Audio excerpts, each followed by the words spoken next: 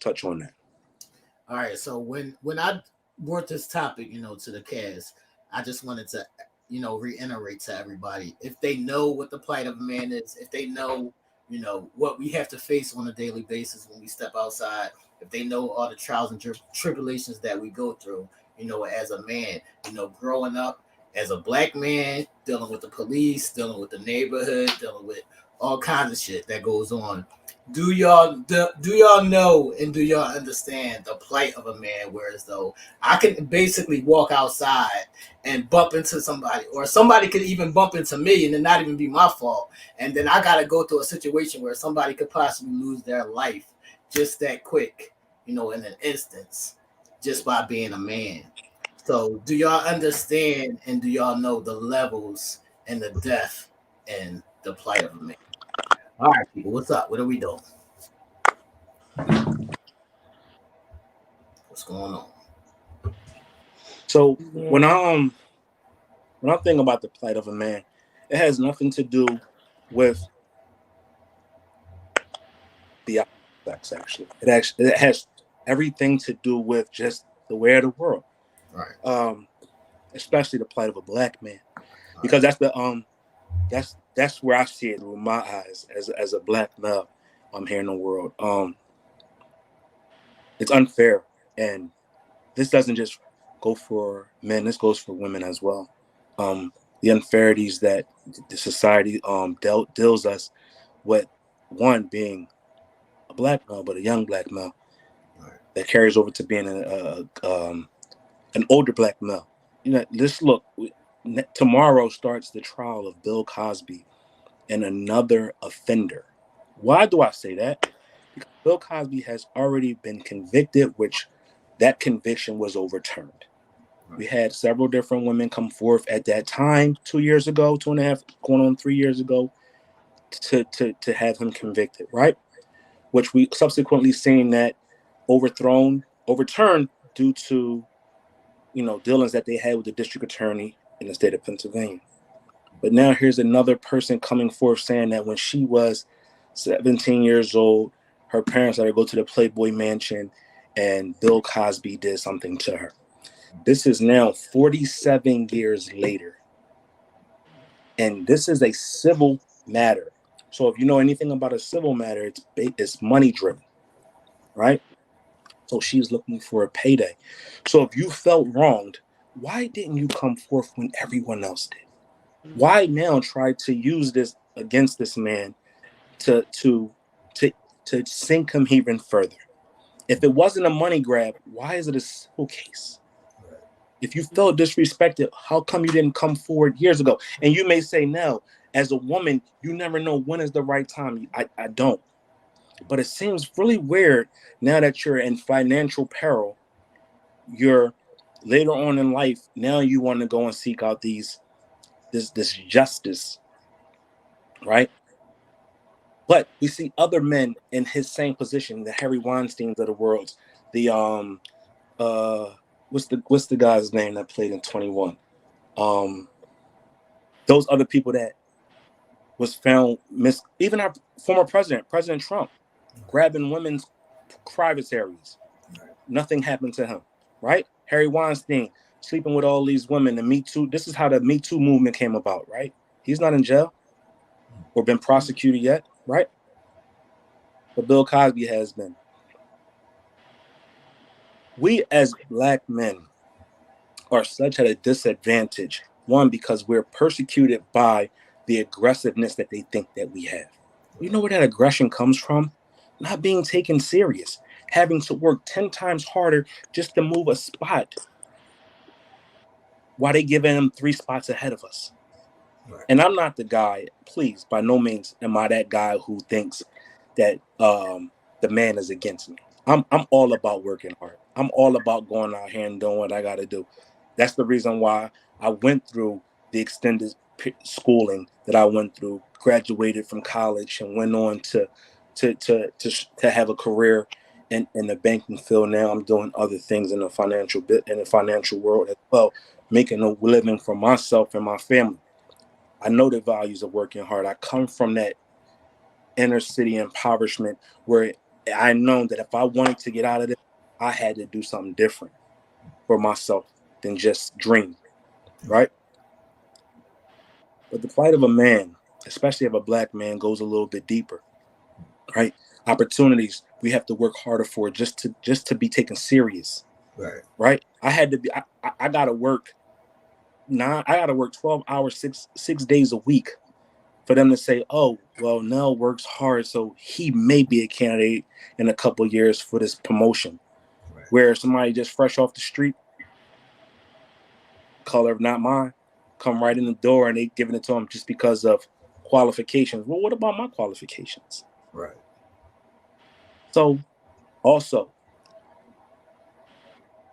home life. You know what I mean? The perils of, you know, man versus woman. And no, and those pressures of you're the man, so you're supposed to, no matter what, you have to provide. So even in that sense, that the pressure of, even if you can't get it this way, you better figure out a fucking way to get it. That pressure as a black man is different than people realize. So it's like, even with my son, I try to tell my son, like, the image of, the young teens to be aware of that, because my son got, the dreads, and like he looked like the little young boys that stand outside on the corner, doing nonsense. So you look just like them. So you have to be aware of, that image being portrayed on you, even if you're not doing what they doing.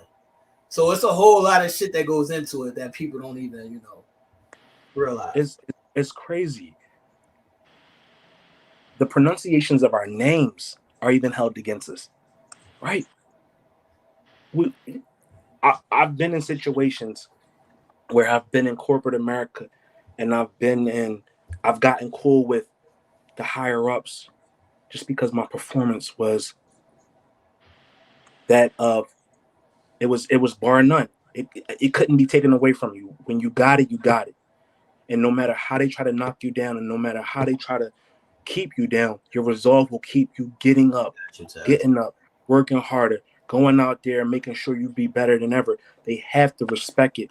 But when I got that respect, I was in meetings where they said, "Oh, we got to pass this person over because their name sounds ethnic. This person is well qualified.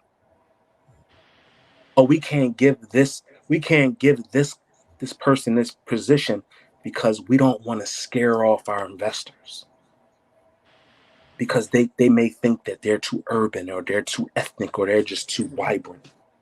I was told to dumb down the way I dressed because it was too flashy, it was too flamboyant. What? Right. I came in and work in every day in a suit. Well, yeah, you are coming every day in a suit, but do you have to come in a red suit or do you have to come in a brown or light?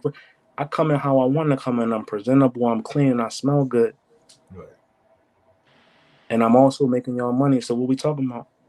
So now, Yeah, now, scaring the people. now let's talk about this side of it, because you mentioned this on Thursday in the meeting. So let's talk about this side of it. Where you can be in a relationship with a female and you can actually call the cops because she's being violent, and when the cops show up, they automatically going to come at you first just because you're a young black man. So that's I another. know this. I know this is a thing here. We're not going. This is not what that looks like. But let's use Karen's partial story as groundwork.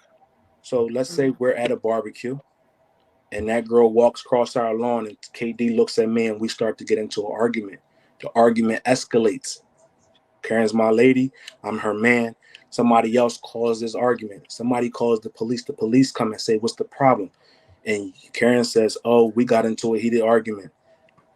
They're going to turn to her and ask her, "Well, what does she want to do?" Right. Mom, I got to leave for the night. Right. I got to leave for a couple nights just to diffuse the situation. I might even be forcefully taken out of there just because I'm looked upon as being a threat in my own home, right? Look how things are. People, We're supposed to take care of our kids. I get it. You got a lot more single fathers that are not on child support than you do not getting child support. Right. Same number of men out there as women. Women are going to outnumber just because there's more single mothers than there are single fathers. But there's situations where we can't control certain things that somebody says. Mm-hmm. And it's tough. So why do I got to leave my home because somebody says that they don't, we got up into a fight or we got upset or whatever. Right. Yeah, and I've seen that a million times. So let's hear from the ladies. So what do y'all think about this whole thing? You know, what is y'all take on the plight of a man, ladies? And Karen, one you want other to go thing before first? we get started. I'm sorry to cut you off. It's just such Fine. it's just a passionate topic that's on my heart. Mm-hmm. It takes so much longer for me to get up out the bed every day, not because of my condition, but just because I know what I face out here in this world. Mm-hmm. I said this Thursday in our meeting. I feel more comfortable in the inner city hood around drugs and violence Right. than I do riding around or around law enforcement officials that's supposed to serve and protect me. Mm-hmm. How is that? How is that? How? Because I know what is going on around me. Right. I know how to kind of maneuver through that because I was born and bred in that environment. Right. But I don't know how to move and shake around somebody that's looking to be aggressive with me, possibly take my life because they're afraid of my power and my strength. Or I don't know how to diffuse a situation when somebody just doesn't like me because the color of my skin and they feel threatened by the power that I possess as a man. What am I left to do? So when y'all say it goes both ways, when y'all say men ain't shit, when we hear men ain't nothing but dogs and we play a lot of games, miss me with that shit. Because you got a brother here that ain't about that. You got Facts. a brother here that's passionate about bridging the gap and making it become a one instead of dividing us even further. When are we going to take back our the very thing that we come from? Our men.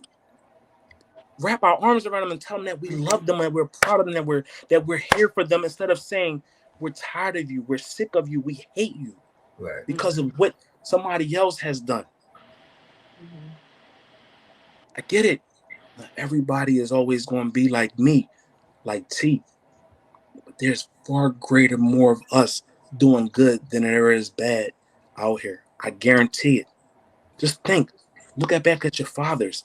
Your fathers were a black man, right? You come from something. You come from something strength. You had to look forward to. A lot of y'all say, "I miss my dad. I wish my dad was still here," or "I got the greatest dad in the world." He a black man. So not all black men ain't shit. Because we got examples of what black men look like that are positive. We sitting right in front of you. When our opinions don't coincide with what society says they should be, or we're a little threatened because I have strength to me, or I'm looked upon as, oh, we're women, we're discriminating women, and we have no sympathy and we have no love. That's not the case. Right. That's actually the opposite. I have so much love and respect and admiration for you that I want to see you push yourself to the limits that nobody else is going to push you to because they don't want to see you win. I do. We do. Why am I so hard on you? Because I know you're better than what you're putting out there. How we get this far in life? It ain't by choice, by chance. It's because of our resolve. It's because of our strength. So why can't we band together, come together, and be together? What's up, ladies? Karen, you want to go first? No, you can go. When I think, so I thought about this a little bit, and when I think about the plight of a man, like I think of many facets that you guys have to go through: society, workplace, and career, um, daily interactions with your peers, um, home life, and your mental. So I think about like all the things that you guys have to combat on a daily, day to day. You know, as a mother, as a best friend, and a business partner. You know what I mean? Like, it's so much that you guys have to go through, and I think us not necessarily understanding each element that you have to face each day, I think it's important for women to be cognizant of, you know what I mean, your struggles, and to just you know, help and be supportive in any way possible, so that way, you know, you're not facing it alone, or that way, you know, you're not dealing with an individual who is not understanding and not supportive, but taking more away from what you're already dealing, you know, adding more, I'm sorry, adding more to what you're already dealing with on a day to day. So, you know, I think, you know, to have a good support system around you, a good, you know, a good woman behind you, you know, that is not adding to those things, that is recognizing them, not understanding it, but just being cognizant of it. And I think, you know, with that, you can just, you know, kind of work through it. K-Day? Mhm. Um, it sounds great. It really does because we do forget what you go through when you step out of that door. We don't think about the struggles that you find at work because the one thing I have always told my son from the time that he could understand, comprehend, is because you are a black man, you will always have to work harder than the white man just to get half of what they get. But then, even me telling him that, I too forget the plight of what the black man go through, even though I see it every day. And I can be guilty for adding on the stress to them when they are in my presence, not thinking about, okay, well, he's been through this today, he's been through that today. Maybe this is why they're a little bit more um, short, a little bit more snappy. They're looking for more at home than what they don't get because it is scary when the cops are called, like Nell say, when they are called, yeah, they are going to naturally try to take the black man in. It's happened with me before, and I would not let it happen. As angry as I was, I knew what y'all were up to. And we, as black women, we do tend to forget that because y'all do make us mad, and we do tend to forget that.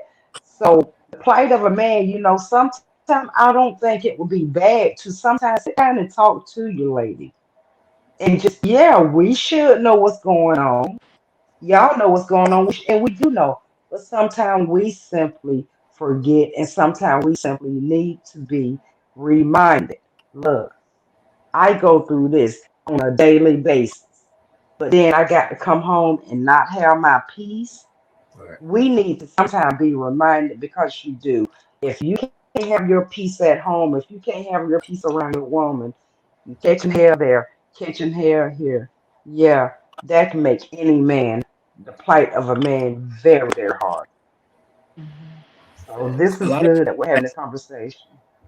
a lot of people ask me, because I can only pull from my own experiences. A lot of people ask me, now, why you aggressive? Now, why you seem so wound tight, right? The world has made me that way, and that's no excuse. The world has literally made me that way. Why? Because when I came into this world, my world was prepared for me already. Meaning, I was already looked upon as being at some point in my life a provider, a protector, a bodyguard, uh, a lover, a fighter. Right? That already was laid out for me before I even knew how to speak, before I even knew who I was. Each and every day, I try to figure out more and more of myself, but all that was placed in front of me. Right?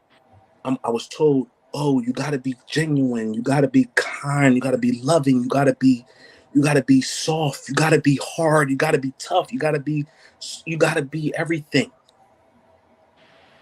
I have to be everything, but the next person or my counterpart or my significant other or the very thing that came from my rib needs me to be that plus more because she's dependent upon me for that. So why am I so tough? Is because I have to be. Because if I don't, I lose myself. And I lose the very thing that you need me to be. Right. You want me to be these things. You said you need me to be those things. Allow me to be those things. But allow me to be those things with the understanding of, damn, he's going out here each and every day, hustling, making a way not only for himself, but any and everything that's around him. So am I going to be snippy when somebody is playing with my so-called peace when I want to lay in it? Or do I have any right to lash back when somebody is invading my happiness? Look at the lion. The lion is the king of the jungle, a very big, imposing figure, right? He is the pride. He is the leader of that pride, right? Everybody in his pride looks for him for security and to grow and get bigger so they can be what they be in the future. All I'm saying is, if you know your mate, know your mate. Let's stop being so quick to become so offended. Let's stop letting sarcasms take us over the edge and allow that to consume thoughts or to control us like we're a joystick, like we're a game, right? If we say we understand each other, or we get the plight of a male and a female, and we're trying to mesh those things together, then understand that instead of looking for ways to, oh, I feel offended, oh, I feel like I'm attacked, oh, I feel hurt. And when a person recognizes and realizes they just can't go on in that space at that moment, allow them to sit back and gather themselves. Don't keep pushing their buttons because you want to get your point across. Allow that person to gather and get back to their happiness so they can then calm down. Because you never know what that might take another person to. Look at the suicide rate out here. People being pushed to limits that they can't even think of no more. Mental health is such a prominent disease that we see more and more nowadays than we've ever seen before. So if that's the case, let's come together instead of working apart. Go ahead, say. We gotta wrap up and get in the Karen's corner, but I just want to say the last words to protect Black men and understand that we do go through, a mountain of bullshit when we step outside these doors, and even when we inside these doors. Try to, be more understanding in that, though, because we are targets. We are everyday targets from, everybody, almost everybody that we come across. So, KD, are you ready?